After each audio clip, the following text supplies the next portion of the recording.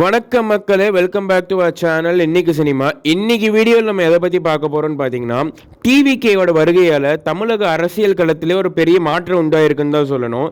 எப்பயுமே இருமுனை போட்டியாக இருக்கக்கூடிய தமிழக அரசியல் களம் இந்த தடவை மும்முனை போட்டியாக மாறி இருக்குன்னு சொல்லலாம்.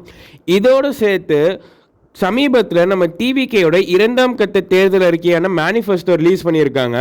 இதில் என்னென்ன சொல்லியிருக்காங்க, எதை பற்றி சொல்லியிருக்காங்கன்னு தான் பார்க்க போகிறோம். அதோடு சேர்த்து இது வெறும் வாக்குறுதி கிடையாது, இது ஒரு மாற்றத்துக்கான ஒரு தொடக்கம் அப்படின்னு சொல்லி டிவிகே தொண்டர்கள்லாம் சொல்லிட்டு வராங்க. அது உண்மையா இல்லையா, அது என்னங்கிறத பற்றின ஒரு டீட்டெயிலான வீடியோ தான் இது இருக்க போகுது. வீடியோ ஸ்கிப் பண்ணாமல் ஃபுல்லாக பாருங்கள்.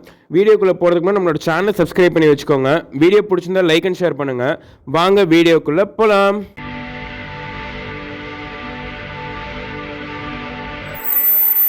முதல்ல நம்ம பார்க்க போகிறது பெண்களுக்கான திட்டம். ஒரு குடும்பத்தோட அஸ்திவாரமே பெண்கள் தான் அப்படிங்கிறத தளபதி நம்புறாரு. ஸோ அப்படி இருக்கிற அவங்களுக்கு என்னென்ன திட்டங்களை அறிவிச்சிருக்கான்னு பார்ப்போமா.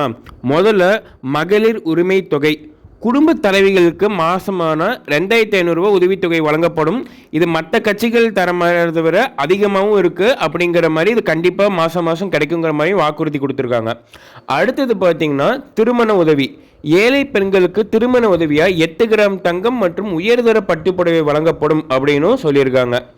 இதோடு சேர்த்து ரொம்ப முக்கியமாக பெண்களுக்கான சுயமரியாதை உதவிக்குழு இருக்குங்கள, அதில் 5 லட்சம் வரைக்கும் கடன் இல்லாத உதவித்தொகை வழங்கப்படும் அப்படின்னு சொல்லியிருக்காங்க. இது எதுக்கு அனௌன்ஸ் பண்ணியிருக்காங்கன்னா, அவங்க பெண்கள் சொந்த காலில் நிற்கிறதுக்கு இது மிக உதவியாக இருக்கும் அப்படின்னும், இது நம்மளோட ஒரு ஜிடிபியை க்ரோத் பண்ணும், இது எக்கனாமிக்கலாகவும் இது பெனிஃபிட் ஆகும், எல்லாருக்குமே ஸ்டேட்டுக்கு பெனிஃபிட் ஆகும் அப்படிங்கிற மாதிரி சொல்லி இந்த திட்டத்தை அனௌன்ஸ் பண்ணியிருக்காங்க தான் சொல்லணும்.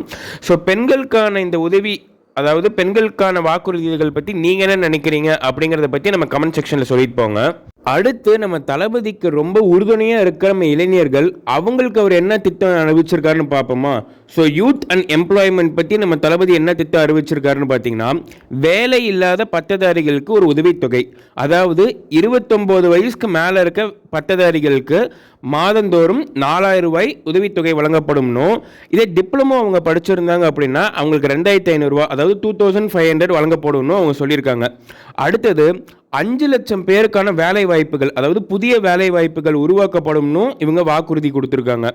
இதோடு சேர்த்து இன்டர்ன்ஷிப் திட்டம், அதாவது மாணவர்கள் படிக்கும் போதே அனுபவம் பெற 5 லட்சம் பேருக்கு உதவித்தொகையுடன் கூடிய இன்டர்ன்ஷிப் திட்டம் அதாவது இன்டர்ன்ஷிப் மாதம் வழங்கப்படும் அப்படிங்கிற மாதிரி சொல்லியிருக்கிறாங்க. இதில் மட்டும் இல்லாமல் தமிழக வேலை வாய்ப்பு முன்னுரிமை, அதாவது தமிழ்நாட்டில் இருக்கிற தனியார் நிறுவனங்களில் 75% தமிழர்களுக்கே உரிமை வழங்கப்படும், முதல் உரிமை வழங்கப்படும் அப்படிங்கிற மாதிரி ஒரு சட்டத்தை கொண்டு வருவோன்னு இவங்க வாக்குறுதி கொடுத்துருக்காங்க. பொறுத்திருந்து பார்ப்போம். ஸோ யூத் அண்ட் டெவலப்மெண்ட் பற்றின அவங்களோட மேனிஃபெஸ்டோ பற்றி நீங்கள் என்ன நினைக்கிறீங்கிறது நம்ம கமெண்ட் செக்ஷனில் சொல்லிட்டு போங்க. அடுத்தது எஜுகேஷனல் ரிஃபார்ம்ஸ்.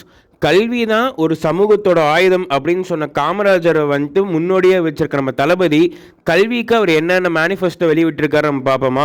முதல்ல காமராஜர் உறைவிட பள்ளி. தமிழ்நாடு முழுக்க 100 அதிநவீன உறைவிட பள்ளிகள் பெருந்தலைவர் காமராஜர் பெயரில் ஆரம்பிக்க போகிறதா சொல்லியிருக்காங்க. அது மட்டும் இல்லாமல் கல்வி கடன், அதாவது +2லேருந்து PhD வரைக்கும் படிக்க 20 லட்சம் வரை கொலாட்ரல் ஃபீ கல்வி கடன், அதாவது இது எப்படி சொல்கிறதுனா ஒரு பிணையில்லா கல்வி கடன் வழங்கப்படும் அப்படின்னு சொல்லியிருக்காங்க. இதோடு சேர்த்து பள்ளியில் இடைநிலை தடுப்பு, அதாவது குழந்தைகள் பள்ளிகளுக்கு அனுப்ப தாய்மார்களுக்கு வருஷம் 15,000 ரூபீஸ் 5000 ரூபா வழங்கப்படும்னு சொல்லியிருக்காங்க. இது பல தாய்மார்களை தங்களோட குழந்தைகளை பள்ளிகளுக்கு அனுப்ப ஒரு ஊக்கமாக இருக்கும் அப்படிங்கிற மாதிரி சொல்லி இந்த ஒரு வாக்குறுதி கொடுத்துருக்காங்க. ஸோ இதை பற்றி நீங்கள் என்ன நினைக்கிறீங்க? எஜுகேஷனோட ரிஃபார்ம்ஸ் பற்றி இவங்க இந்த 3 மெயினான மேனிஃபெஸ்டோஸ் கொடுத்துருக்காங்க. இதை பற்றி உங்கள் கருத்து என்னங்கிறத தாராளமாக கமெண்ட் செக்ஷனில் சொல்லிட்டு போங்க. ஒரு நாட்டோட முதுகெலும்பு விவசாயம் தான் சொல்லணும். அப்படி இருக்கக்கூடிய விவசாயத்துக்கு என்னென்ன வாக்குறுதிகள் கொடுத்துருக்காங்கன்னு பார்ப்போம். முதல்ல கடன் தள்ளுபடி. 5 ஏக்கர் வரைக்கும் குறைவாக நிலம் இருக்கிற விவசாயிகளுக்கு கூட்டுறவு பயிர்க்கடன் முழுமையாக தள்ளுபடி செய்யப்படணும். 5 ஏக்கர் மேலே இருக்கவங்களுக்கு 50% 50% குறைக்க தள்ளுபடி செய்யப்படணும்னு சொல்லியிருக்காங்க. அடுத்தது குறைந்தபட்ச ஆதரவு விலை. நெல்லுக்கு 3500 ரூபானோ, கரும்பு ஒரு டன் 4500 ரூபாய்க்கு வழங்கப்படணும்னு சொல்லியிருக்காங்க. இந்த அறிவிப்பு மிகப்பெரிய அறிவிப்பு அப்படின்னு சொல்லிட்டு பல வேளாண் சங்கத்தை சேர்ந்தவங்க சொல்லிட்டு வராங்க. அது மட்டும் இல்லாமல் தொழில்நுட்ப வளர்ச்சிக்காக AI தொழில்நுட்பம் இருக்கக்கூடிய ஒரு அமைச்சகமும் ஏஐ பல்கலைக்கழகம் மற்றும் ஏஐ நகரம் உருவாக்கப்படணும்னு ஒரு சொல்லியிருக்காரு. இது வருங்கால அதாவது எதிர்கால தலைமுறைக்கு மிகப்பெரிய ஒரு வரப்பிரசாதமாக அமையும். அதாவது தமிழ்நாடு வந்து தொழில்நுட்பத்துறையில் மிகப்பெரிய ஒரு வளர்ச்சி அடைகிறதுக்கு ஒரு காரணமாக இருக்கும் அப்படிங்கிறதும் சொல்லிட்டு வராங்க. ஸோ இதை பற்றி நீங்கள் என்ன நினைக்கிறீங்க? இந்த வேளாண் மற்றும் தொழில்நுட்ப பற்றின அவங்களோட அந்த வாக்குறுதிகள் பற்றி நீங்கள் என்ன நினைக்கிறீங்கிறது தாராளமாக கமெண்ட் செக்ஷன் சொல்லிட்டு போங்க. மாற்று அரசியல் அப்படிங்கிறது நம்ம தளபதியோட முதல்கட்ட நிலைப்பாடு. அப்படி இருக்கக்கூடிய விஷயத்தில் social change and social justice பற்றி அவர் என்னென்ன மேனிஃபெஸ்டோஸ் கொடுத்துருக்காருன்னு பார்க்கலாம். முதல்ல ரொம்ப முக்கியமான விஷயம் ட்ரக் ஃப்ரீ சொசைட்டி, அதாவது போதைப்பொருள் இல்லாத ஒரு சமூகம் வந்து உண்டாக்கணும் அப்படின்னு சொல்லியிருக்காரு. ஏன்னா நம்ம மாநிலத்தில் அது மிகுந்த பிரச்சனையாக இருக்கணும். அதை குறைக்க அதிரடி நடவடிக்கைகள் எடுத்து ரொம்ப ஜாஸ்தியாக அவேர்னஸ் கொண்டு வந்து அது குறைப்பங்கிற மாதிரி ரொம்ப உறுதியாக நம்ம தளபதி சொல்லியிருக்காருன்னு தான் நான் சொல்லணும். அதோடு சேர்த்து வெளிப்படையான ஒரு நிர்வாகம், அரசு வேலை வாய்ப்புகள், அதாவது டிஎன்பிஎஸ்சி டிஆர்பி போன்ற சில தேர்வுகள் நடத்தி ஒரே வருஷத்தில் போஸ்டிங் போடப்படும் அப்படின்னு வாக்குறுதி கொடுத்துருக்காரு. இதுக்கு ரொம்ப முக்கியமாக அக்கௌண்டபிலிட்டி ஆக்ட் அப்படின்னு ஒரு புதுசாக கொண்டு வருவேன்னு ஒரு வாக்குறுதி கொடுத்துருக்காரு. இதை பற்றி நீங்கள் என்ன நினைக்கிறீங்கன்னு கமெண்ட் செக்ஷனில் சொல்லுங்கள். இதோடு சேர்த்து கிராமங்களுக்கு விஜயம் அப்படிங்கிற ஒரு திட்டத்தையும் அறிவிச்சிருக்காரு. அதாவது ஆட்சிக்கு வந்த பிறகு நானே ஒவ்வொரு கிராமத்துக்கும் வந்து அங்கே இருக்கிற மக்களோட குறைபாடுகளை கேட்டு தெரிஞ்சுப்பேன் அப்படிங்கிற மாதிரி இவர் வந்துட்டு அஷூரன்ஸ் கொடுத்துருக்காரு. ஸோ இந்த விஷயத்தை பற்றி நீங்கள் என்ன நினைக்கிறீங்கிறது, இந்த மொத்த மேனிஃபெஸ்டோ பற்றி நீங்கள் என்ன நினைக்கிறீங்கன்னு தாராளமாக கமெண்ட் செக்ஷனில் சொல்லிட்டு போங்க. ஸோ அவ்வளோதான் மக்களே, நம்ம வீடியோவோட முடிவுக்கு வந்துட்டோம். ஸோ நம்ம தளபதி பார்த்தீங்கன்னா பெண்களுக்கு, இளைஞர்களுக்கு, அப்புறம் தொழில்நுட்பம், வேளாண்மை அப்படின்னு சொல்லிட்டு 5 தரப்பில் வந்துட்டு அவரோட மேனிஃபெஸ்டோஸ் ரிலீஸ் பண்ணியிருக்காரு. இதை பற்றி நீங்கள் என்ன நினைக்கிறீங்க அப்படிங்கிறது தாராளமாக கமெண்ட் செக்ஷனில் சொல்லிட்டு போங்க.